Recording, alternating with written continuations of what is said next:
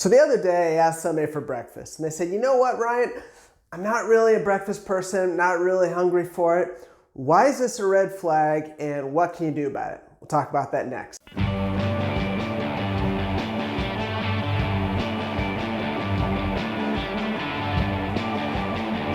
So first, let's talk about breakfast as meal one. And I say that because I've got clients that they work overnights. So breakfast itself isn't necessarily, I think, the best definition, but let's talk about meal one, which is the first meal of the day once you wake up. Okay, so now we've laid that ground rule.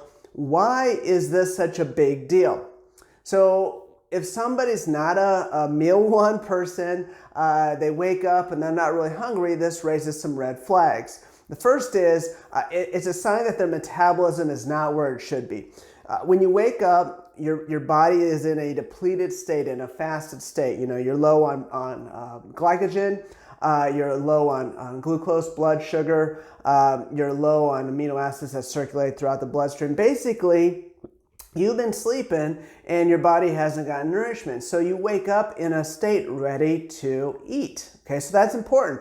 If that's not occurring, then that's a red flag. Another reason why this is important is because when you wake up and you eat, this starts that circadian rhythm. In other words, your schedule for the day. Just like, you know, when you go to bed at night, go to sleep, there's things that your body shuts down. So similarly, when you wake up, those are that first meal is also a way to get that routine and that rhythm going throughout the day.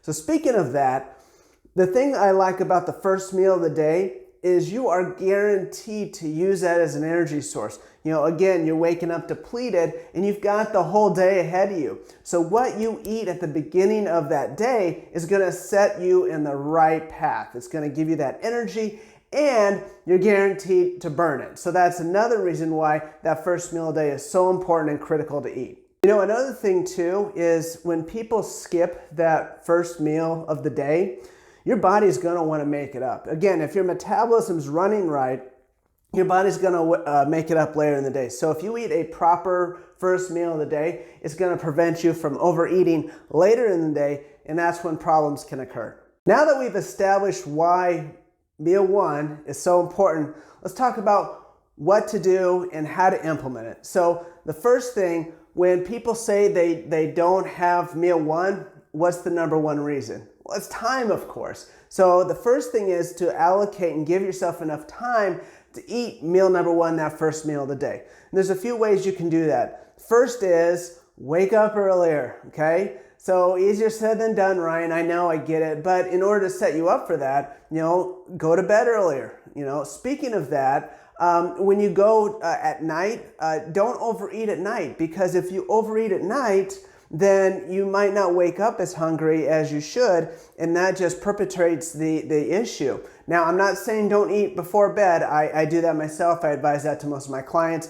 You know, it's about what you eat before bed, and it's also the amount. But don't overeat. Go to bed earlier. That's going to set you up for success and help you get up earlier. So now that you've got some more time in the morning, you need to get yourself a plan. Prepare in the morning. So I'm not saying, you know, you need to spend an hour with this exquisite meal one, but what you do want to do is you want to have something in place so you can minimize your time. You know, you want to make sure you're efficient. So, you know, having the food ready to go, maybe you do some prep the night before, maybe you pre-make some things, whether it be, you know, protein pancakes, you know, scramble some eggs, cut up some fruit, simply make sure your refrigerator's stocked. You know, make sure you've got things on hand so that way when you wake up in the morning, you don't have to do as much to prepare. Set yourself up for success. So you've got time to do it in the morning. You've got the foods, but what about if your situation's such that like maybe you work out in the morning, okay? So you're like, well, Ryan, I can't eat this big meal one because I'm going to go to the gym. I'm going to train. That's okay.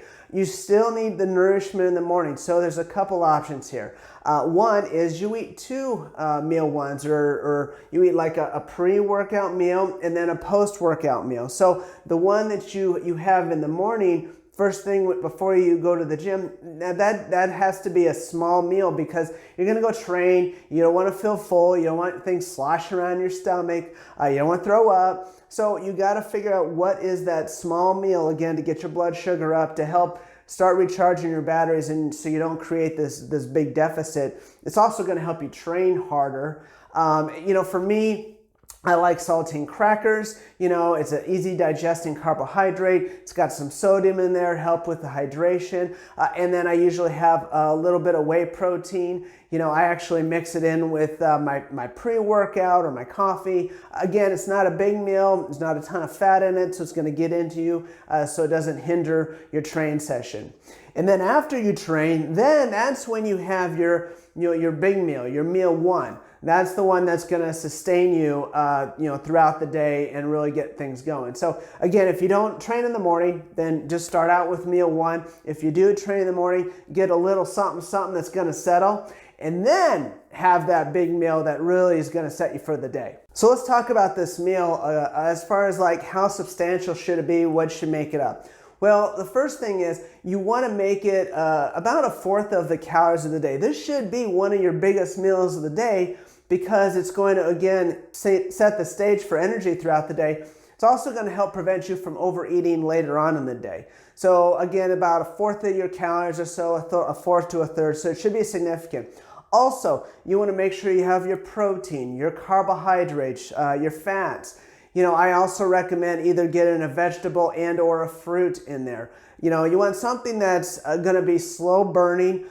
This could be like, for me, I like my oatmeal, whole eggs. I'll either throw veggies into my eggs, kind of make it like an omelet, or maybe you take some berries, throw that in the oatmeal. Maybe have a piece of fruit. You could have some yogurt, protein powder, steak and eggs with some, whole grain, whole wheat toast. But again, make sure it's a complete breakfast. Make sure you're not just eating all carbohydrates, which is common. Or, if you're going to, a fast food restaurant or you're on the go, there's still healthy options there. If you need to get a protein bar, maybe a piece of fruit. If you go to a restaurant, look at the omelet side, or make your own breakfast, a la carte. I always like to, if I'm looking at a menu, go right to the healthy section. Usually those healthy sections give you a better base to work on, and then you can always add to it, to help bring your amounts up. So I hope after watching this, you have a good understanding of what that first meal of the day is, why it's so important, and how to implement that in your nutrition. It's going to really set the pace, not only just for that day, but your metabolism and just over time, and gives you a whole host of healthy benefits. So thanks for watching. I hope you enjoyed this video. If you did, hit the like button. Please share with others and consider subscribing to the channel. Thanks again. Until next time, keep making every day count.